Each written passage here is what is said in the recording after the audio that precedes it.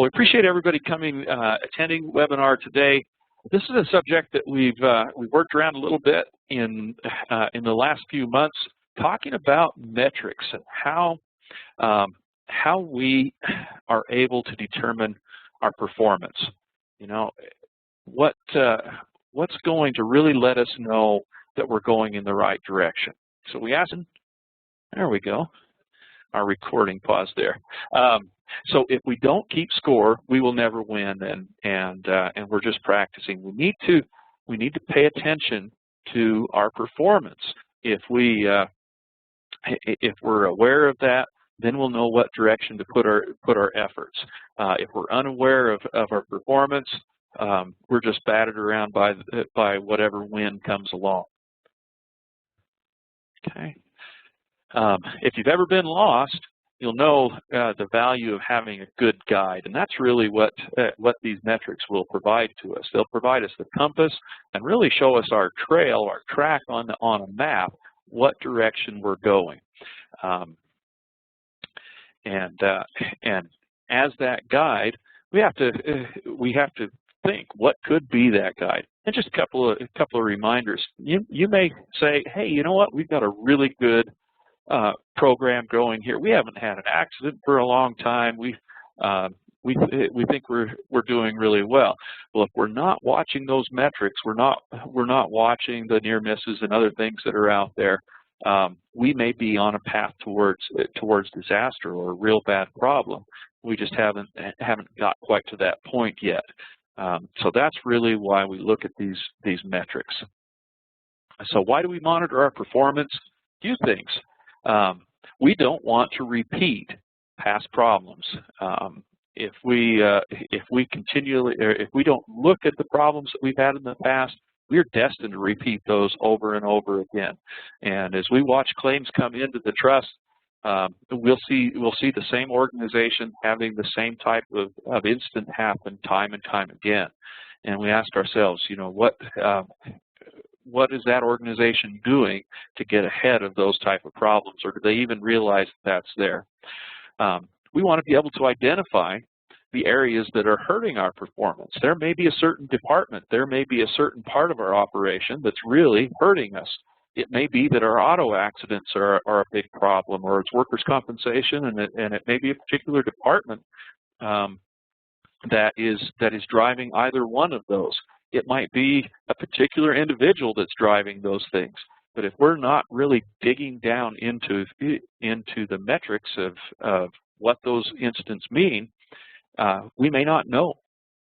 We want to identify those blind spots that we haven't been able to see yet. By looking at those things, talked to an individual last week, and they were kind of blown away by the fact that they were not performing as well as others. Went in and said, hey, you know, here's some challenges that we're seeing from you, and this individual's we're really bad. Not necessarily bad, but they had some challenges that were in their path, but they didn't really have an idea that that's where they were. That's what we're looking for. We also want to see is, are our efforts of any value? Are all the work and the programs that we put in place, are they providing any value to us? So that's what metrics can help us do. And all in all, they'll help improve our morale of our employees. They'll help us hit our targets as far as what our organization does, providing goods and services. And in the end, they will save a lot of money. That's definitely not the primary concern when it comes to people's lives and health, but it leads to the bottom line of how successful our organizations are going to be if we can save money as well. Counting is important. Counting the number of, hey, we had 5 accidents, we had 10 accidents, we only had 10 injuries this year. Well, what does that really mean? So we want to count those things, but we have to put it in perspective. We need to compare that to really what a standard is and normalize that information. What do I mean by normalizing? Well, we want to tie that data to something that is common with other organizations that are out there or similar experiences. We want to be able to accurately compare. So if I say that we only had 10 injuries last year, well, if in reality we only have 5 employees, that means on average everybody's going to be injured at least twice. That's a really bad incident rate. However, if we have a couple thousand employees, those 10 injuries may not be too bad. So we've got to normalize that. How do we do that? We're going to use something to normalize it, some metric that's out there. Hours worked is a very common one for workers' compensation claims. We take the hours worked and the number of employees, pair it to a standard, and we'll look at some of those in just a minute. And then we can compare apples to apples. But if we're not normalizing that, we really don't know where we stand. Other things, autos. How many accidents do we have? Is it bad? Is it good?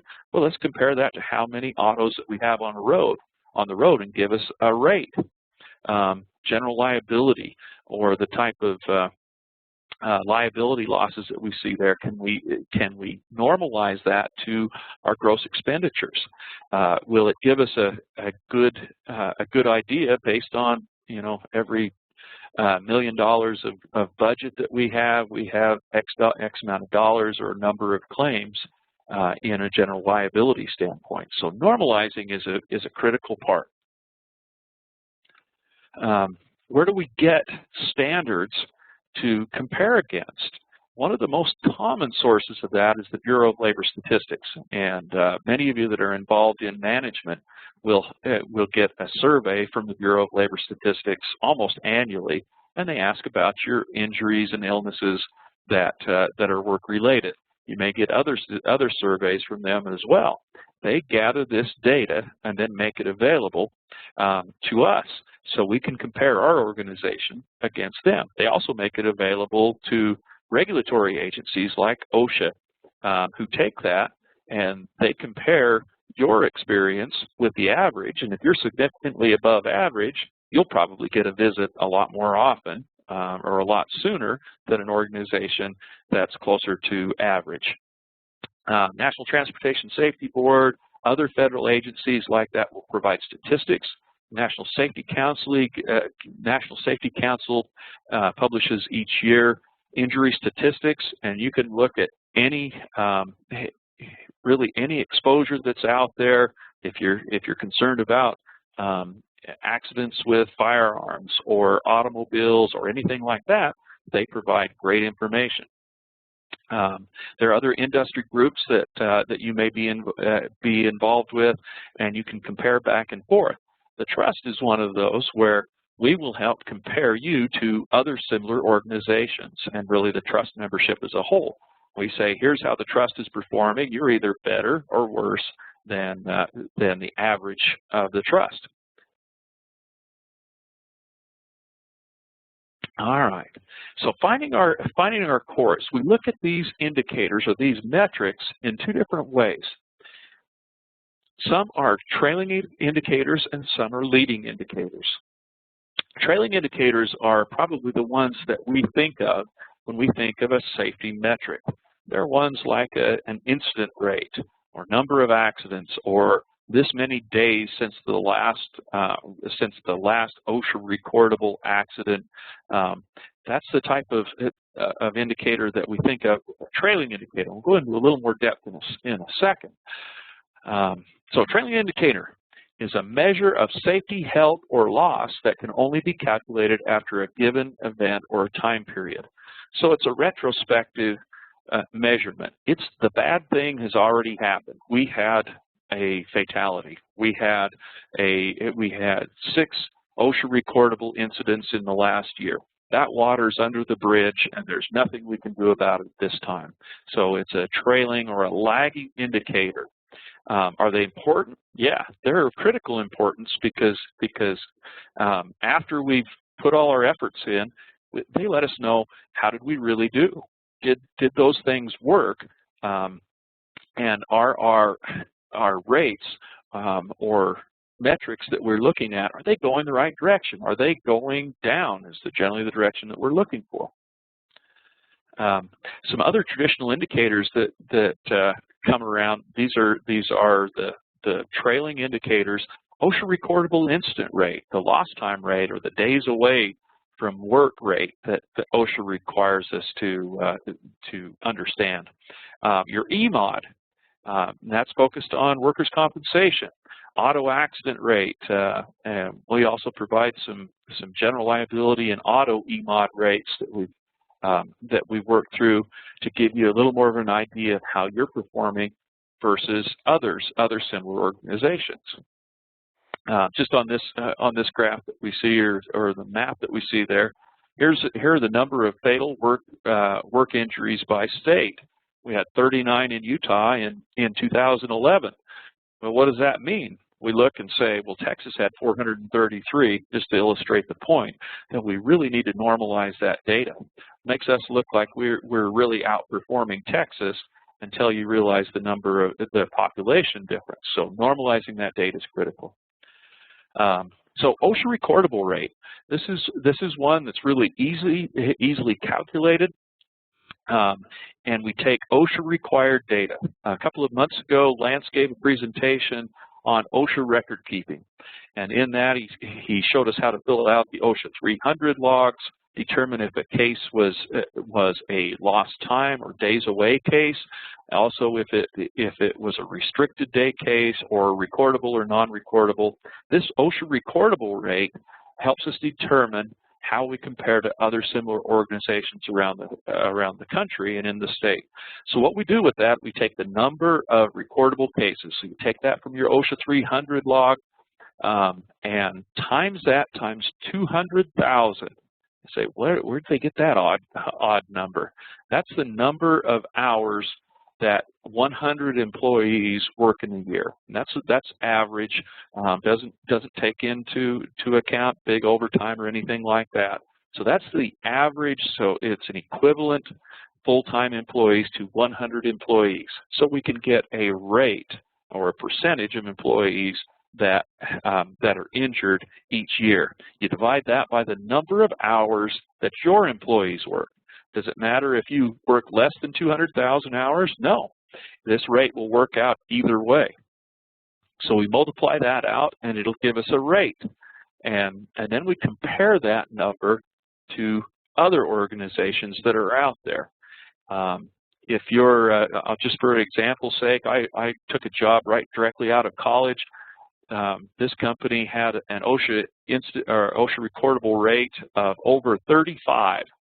So every year, 35 out of every 100 employees went to the emergency room, went to get stitches, or went to have some injury taken care of that was OSHA recordable.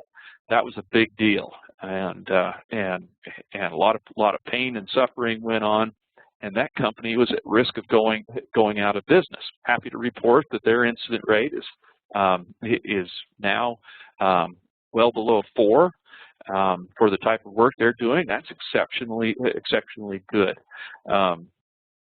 So where should we be? We'll talk about that in just a second. But I want to talk about the days away rate. These are those more serious accidents that happen. So when somebody is injured to the point where they have to miss work, doctor says you can't go to work and do your job because of the extent of your injuries. This is beyond just restrictions. This is you're taken off work. This is an indication of the severity of the claims that we're dealing with, whereas the OSHA recordable rate is dealing with the frequency. Both of these are important. Frequency tells us if we have a lot of accidents, chances are that eventually we're going to have a bad one.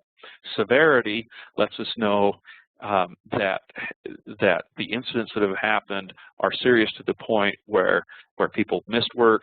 These are the costly injuries that will drive your EMOD and drive your workers' compensation rates up. If you look at this slide, this is a screenshot from the Bureau of Labor Statistics page, and at the bottom of this page, there's a link that you can go to that will take you to this calculator. So if you don't want to deal with calculating like we've talked about these two rates, you can go to this calculator, put in your information, and it will automatically calculate both rates. The days away rate, we take those lost time cases times 200,000 divided by the number of hours worked. Just exactly the same calculation, except that the claims or cases that are there are only those lost time cases from our OSHA 300 log.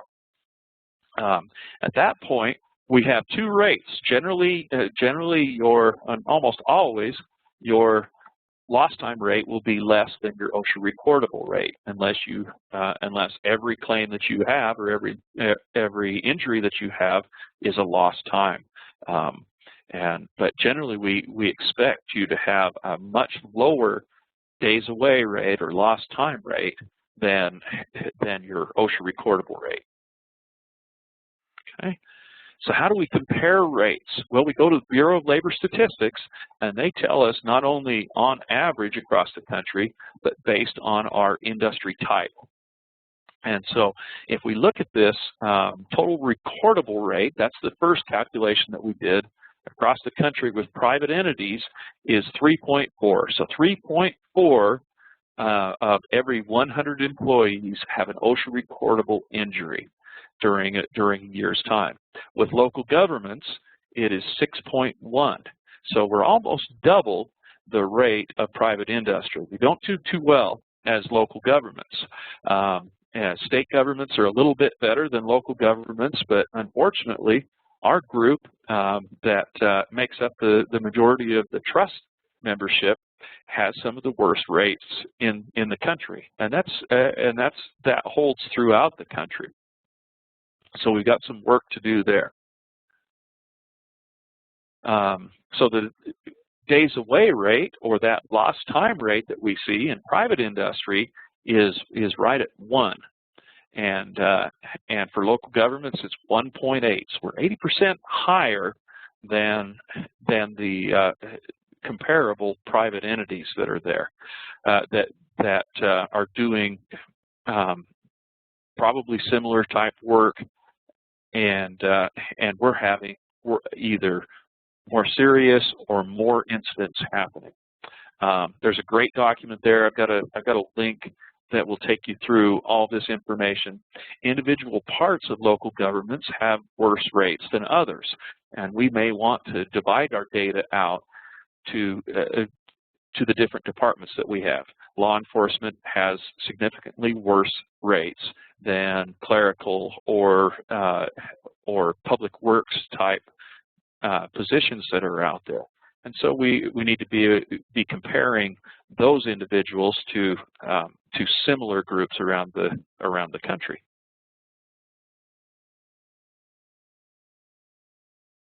All right. Next indicator that we want to talk about was EMOD. This is the laggiest of the lagging indicators because it takes into account stuff that happened years ago. And it's called an experience modification factor, and it's something that is statutory. It's part of our workers' compensation system, and it determines what your premiums or your rates will be for your workers' compensation premium. There's a national rating agency, the NCCI, that sets this standard, and that's something that we live by. But it takes into account the first 3 of the last 4 years. This last year, those claims haven't totally matured, but those first 3 years are affecting your premium right now. And those losses, like we talked, the lost time claims, those days away claims, will have a much greater impact on your EMOD than maybe even a dozen of just a standard medical only claim where somebody goes in, gets stitches, and comes back to work, or they get some sort of first aid or minor medical treatment. A single lost time claim has a major impact on your EMOD. and it hangs around for a long time. Like I said, it's that really laggy indicator. If you're,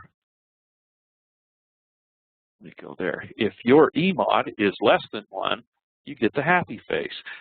You're paying less. If your EMOD is 0.9, then you're paying 9/10 of the average organization's premium.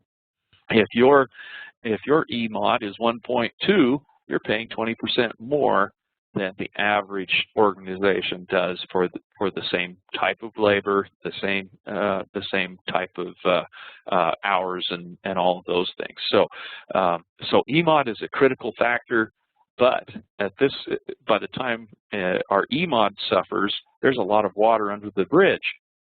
What are the things that we can do to handle that, to control that EMOD? To really get people back to work, and that's one of the focuses that we have in the Trust Accountability Program, is to have a return to work program in place and accommodate people's restrictions when they go to the doctor. If we'll work with the doctors, if we'll have good job descriptions describing what type of duties each of our employees do, that's going to get us in a great position to be able to accommodate those work restrictions and control that workers' comp premium for years down the road. Okay. All right. Some other trailing indicators. This is really asking how you stack up. You know, we think we're performing well. Here's some other trailing indicators that we can look at. Auto accidents, liability claims. Those are ones that we generally will tag to normalize to your budget. Public complaints. This is something that's already happened. Permit misses. We've got some things on regulatory issues here. Many cases you are the regulator, but most of us are regulated in one way or another, whether it's a federal or a state agency. They come in. If we get an OSHA citation or we get a fine from a stormwater inspector or something like that, these are indicators of how our program's performing, and it's something we should be tracking. But they're a lagging indicator that lets us know that we failed in this part of our operation. Auto accident rate. This is a great rate to use to compare us to others. Take the number of accidents that you have during the year, divide that by the number of vehicles that you're operating, and you'll probably want to times that by 100 so you get a percent. And nationally and in the trust, it's about 4%. So 4 out of every 100 vehicles gets in an accident each year. If you're above that, we probably need to be looking closer at our fleet programs, looking at maybe training and the policies and procedures that we use to govern how our drivers use those vehicles. As a partner, the trust has many tools that we can provide to you. And many of these you can get on your own just through access to one of our databases there, but provide rates, trends. Really, if you want to drill in, and this is what we encourage you to do, is have your incident review committee or safety committee, whatever you call it, take these indicators and drill down into those, find out where are accidents coming from. Are we having issues with a certain part of a body, a certain type of injury like strains or maybe slips and falls, and that'll help us drive where we're going to go with our programs. Okay. So ask Doug Lance or really anybody from the trust about the information that we have available that we can share and help you and your safety committee really drill down and come up with where your challenges are and how to fix those. So these trailing indicators are really important data. We need to know it. Some of these things, you know, are legally required things. We have to have our OSHA 300 log. We have to track the days away cases and recordable cases. And along with that, we can build our rates and compare where we're at. But built into this, they're a measure of failure. shows that the only real acceptable rate that we could have would be 0. We don't want to have anybody injured or killed or have one of these serious incidents take place, or even the minor incidents. So by all rights, these are really a measure of failure. So we prefer, in addition to this, to have leading indicators. Oh, I took this picture and I was pretty proud of myself. So a lot of we have, and I support this type of imagery because it gets everybody involved. Hey, we've got a green light. We haven't had a lost time injury or a recordable accident in so many days. That's good to get people involved. But I was proud of this picture. Does anybody notice what the issue is with the picture? Doug's on mute. I thought it was great that we had open electrical wiring hanging out of the safety sign. Sorry, that's just my twisted sense of humor. But yeah, these are a measure of failure. So we want to go to our leading indicators. Leading indicators are a measure that signals future events or positive efforts towards preventing injury, illness, or loss. So there's something that we can look at before the accident happens, before the claim comes about, that will lead us to believe that that claim's not going to happen. So leading indicators really let us know where we're headed, not where we've been. You ask yourself, well, what could you really use to be a leading indicator? Well, what we need to do is sit down as a governing body, safety committee, and determine what are our values. Where do we want to be? Do we want to make 0 injuries and illness? That is a value, and we're going to do whatever we can to get there. What type of goals do we want to set? And that will really help us determine what indicators to use. I'm going to give you a whole list of different leading indicators that you might consider using, but it's really up to you to come up with the ones that work for you. And I encourage you to not choose too many. We want to have a limited list of indicators so it doesn't muddy the water too much. We want to focus on, here are 3 or 4 really important things that well, 3 or 4, maybe you might have a few more than that depending on what your exposures are. But here's this limited number of metrics that we want to use to track where we're headed. And the other question, I guess, is where do we want to be in the future? Because that's what we want these metrics to do to guide us. So a little quote by Albert Einstein: "Not everything that counts can be counted, and not everything that can be counted counts." So as we look at these metrics, make sure they make sense for your organization. You may not be an organization that drives a lot, puts a lot of miles on, and it's not been an issue with claims. Maybe we don't focus as much attention on our auto exposure as the areas that are important, the areas that are driving our losses and the real exposure that we have.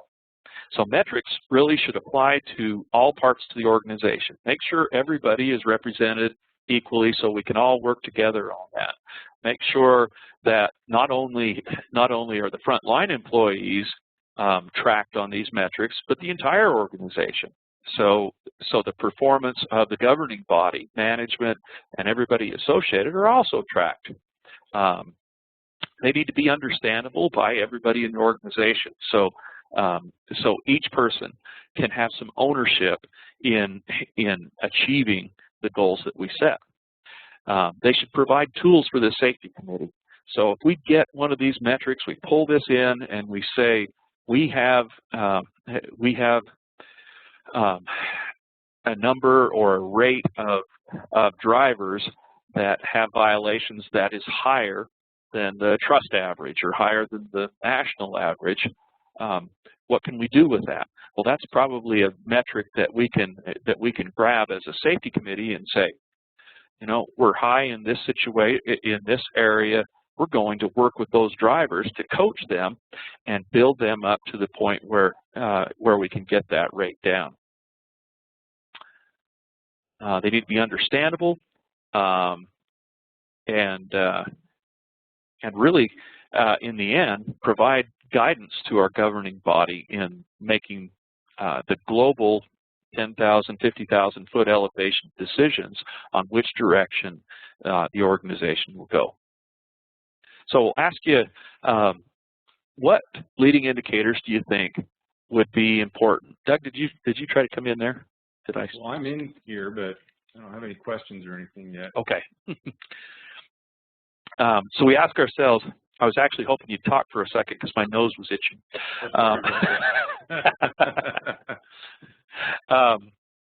So we ask ourselves, what type of leading indicators would we want to choose? And one of the ones that come to the top of the list is training, not just because we like training here at the Trust, but because that's really an indicator of where we're going to be in the future. We train people on specific safety topics, specific risk topics, and they take action on that. We will prevent incidents in the future. So we ask ourselves, which departments are doing training? Which departments don't do training each month? That's probably an area where management wants to focus. Who's not getting on board with training? That's before the incident happens, but it lets us know where we're headed. Department inspections.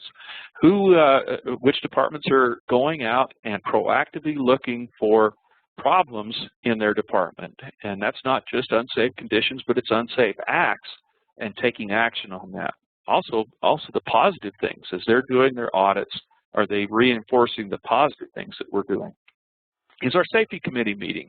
If the safety committee is meeting each month, that's an indicator, a leading indicator that we're going to reduce accidents in the future because the safety committee is actively looking at those things to prevent those. Compliments from the public. So we looked at complaints before as a trailing indicator. That's something that's happened. Right now, we've got a compliment that comes in. Well, that's a positive thing that will lead us to believe that we're doing the right things. Safety observations. Going out and doing a survey. Some of our members have gone out and done safety belt observations, sat at a concealed location and observed employees driving out of the shop or the main parking lot to see what percentage of those employees are wearing their safety belt. Well, what does that mean? Whether they wear it or not, that gives us a general cultural idea of how we're performing. Does that mean that we're going to have more accidents in the future? Well, maybe not. You can argue that. You can argue that both ways, but it gives us a general idea of what is our culture. If people are willing to bypass something as simple as putting a safety belt on, does that mean they'd be more willing to cut corners on another important safety measure? Personal protective equipment use is another thing that we could do. Just doing surveys, doing audits to let us know where we're headed. Some other indicators: percent of drivers with violations, and this is a program that we're extremely happy with.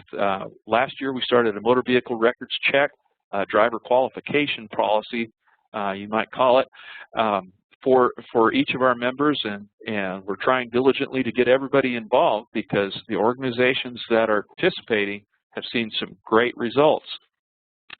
Many found out that they had drivers that had some real issues with their driving records, either suspended, revoked licenses, or significant issues with their driver's performance violations, and then they were able to take the appropriate action. The appropriate action doesn't necessarily mean that people are terminated or anything like that, but it means we know about it and we go in and coach that driver. There are certain situations where we don't want this person driving just because of their history, and we may move them to a position where they don't drive.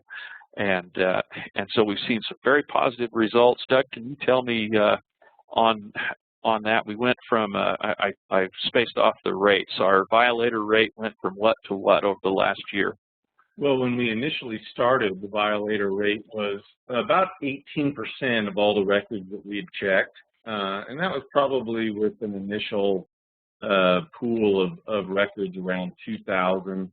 records. Over the months, almost a year now that we've been tracking this, the actual pool of records has grown to about 5,000 records that we're tracking now. And the violator rate has dropped to about 15.5%. And what we've seen every month is that violator rate that kind of goes down as new records come in. It kind of holds it up a little bit because a lot of the pools of records as they get added are at a higher violator rate than what we've achieved. Over the years, we've gone down, but what we've seen is we've been able to remove drivers from, actual authorized drivers, from the list who actually probably shouldn't be driving. And we've also, seen a lot of violations drop from people's records at a much higher rate than new violations coming onto people's records. So I think it's raising drivers' awareness of how important it is to have a good, clean driving record. And so I think we're really seeing an effort out there to keep driving records clean, so that rate drops.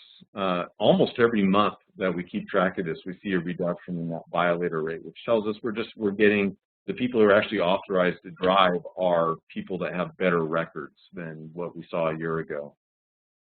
Thanks, Doug. I appreciate that. We've had some great stories come out of that. Some really scary stuff. We've had some records come in that we said, oh no, I hope this person isn't actually driving, and you've taken good action on that, and the pool is better as a whole because of your actions. So encourage everybody to participate in that program. Please contact Doug Lance or myself, and we will get you enrolled in that program right away. A few other things that we can do. If we're a public safety type organization, law enforcement, fire, EMS, we want to look at our code responses. Go in and do a review. Maybe we've pulled a dash cam video from 2 or 3 code responses through the month, and as we look at that, pull out, really make observations. Are we doing things the way we should, the way we've been trained? So we're looking ahead and not going back after an accident happens and saying, oh, this officer or this firefighter didn't follow procedure. We're looking ahead. Same thing goes, on the law enforcement side. Are we doing some quality control checks on traffic stops, pulling dash cam video and looking at how did this go? It could be something as simple as a customer service check, and working with an officer. Here's something that you could do better, or hey, you did a great job on this, and give a pat on the back.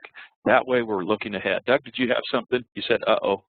No, just because the audio stumbled for a fairly significant time there. All right. Okay. All right, let me know if it keeps doing that. As we go out and we do audits for our facilities, we talked about departments doing audits and inspections. They should come up with a list. We call ours a Safety Action Register, or a SAR, and keep that list of those findings. As we go month to month, how many of those are completed? How many of those things are fixed, repaired, abated, and how many are hanging out there? That gives us an indication of how effective our programs are and where we're going to be. Something as simple as sewer manhole inspections. And cleaning and maintenance programs. That's looking ahead instead of back after a sewer backup has taken place. And then employee participation in the program will let us give us a gauge of our culture and whether employees have really bought into the program and bought into to participate. If they're willing to come forward with a suggestion, with a complaint even, then that's going to give us an indication that we have a healthy, robust safety culture. If incident reporting, if complaints are driven underground, that gives us the opposite indication that our safety culture is not going the right direction. Part of the trust accountability program is to have some sort of a reporting mechanism that we can look at these indicators. So we talked about leading and trailing indicators. This monthly executive safety accountability report, I've got a couple of different versions out there. One's a lot more detailed than others, has a lot more of the leading indicators.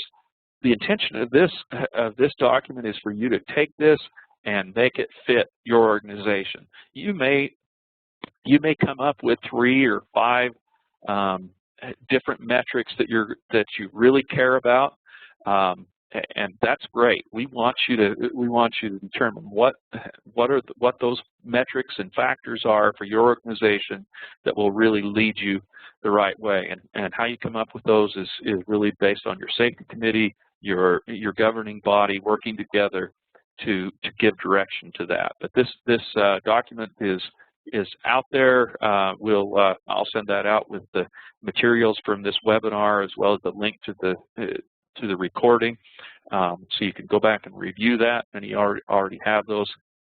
But as we look at these, sometimes we say, well, we've got our metrics, we're going to live with those.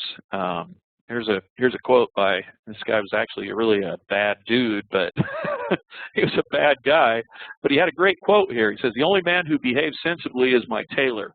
He takes my measurements anew every time he sees me, while all the rest go on with their old measurements and expect me to fit them." So our safety committee should be active in looking at these metrics periodically to say, is this really what we need to use to drive where our organization is going? And sometimes things change. Sometimes we have the metrics wrong to start with, and we need to go a different direction. So be flexible to do that. Using these metrics, what do we do when we bring those in? Well, what's the right question to ask? What does the metric mean? What does that tell us about how our organization is functioning? We have a higher level of violator rate for motor vehicle records than the average in the trust. What does that tell us? And you've got to ask some deep probing questions. As we run these MVRs, we'll see one organization to another with very, very different rates of violators. Some will have almost 0 violations, and some will have almost every, particularly in departments, almost every person has multiple violations. And we ask ourselves, from our position, well, what does that really mean? What kind of implications do these metrics have on our culture? What does it say about how our culture affects what we do? And the big question is, what gets us to our goals? What are those goals, and what metric is going to help us get to that point? Go back and ask those questions regularly, so we're always staying on the cusp of what's going to lead us where we need to go. Publicize your data, whether it's good or bad. We want everybody in the organization to buy in and feel a part of this. And if we fail, that's as important to get out there as if we succeed. Because we want everybody to feel a little of that pain and redouble their efforts to do better. We also want to publicize, maybe not the specific details of names and that, but certainly here's the type of incident that we had happen. Here is our incident rate. It went up this year. We always want to be going down, but our OSHA recordable incident rate went up, and publicize that out there and get people involved in ideas on how to bring that down and get their participation going. All right, just in summary, we want to monitor those trailing indicators. We know that they're important pieces of information, but remember that they're an indicator of our relative failure. So let's focus more on those leading indicators than the lagging indicators. Have a frank and open discussion on where do we want to be, what's going to get us where we want to go, and set those indicators that we're going to monitor that will get us to the point where we want to be. Follow through with those things. Audit throughout our operations. And that those audits may actually be one of our leading indicators that will help us down the road.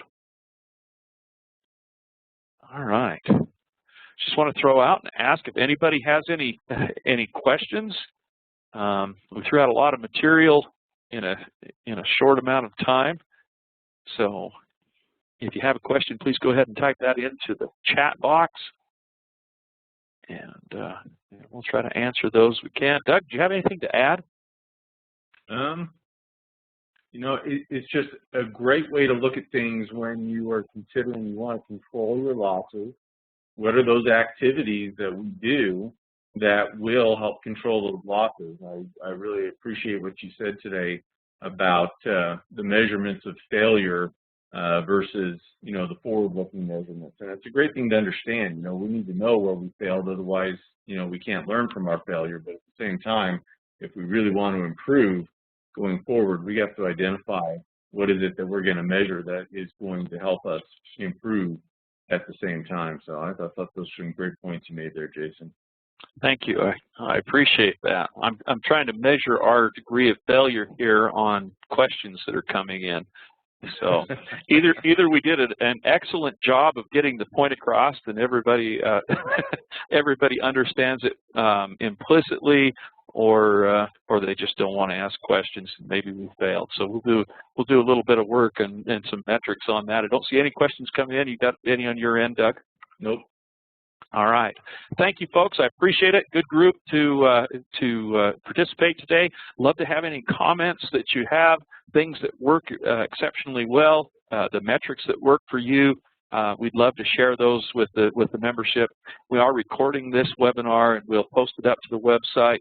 I did check, and our IT person is here today, so we'll try to get these webinars posted to the website today before he goes out of town. And so you can have access to that. We'll send out the form that we showed, and probably the slides as well. Don't see any more questions. Thanks, folks, for participating. Please go out and have a safe day. Thanks.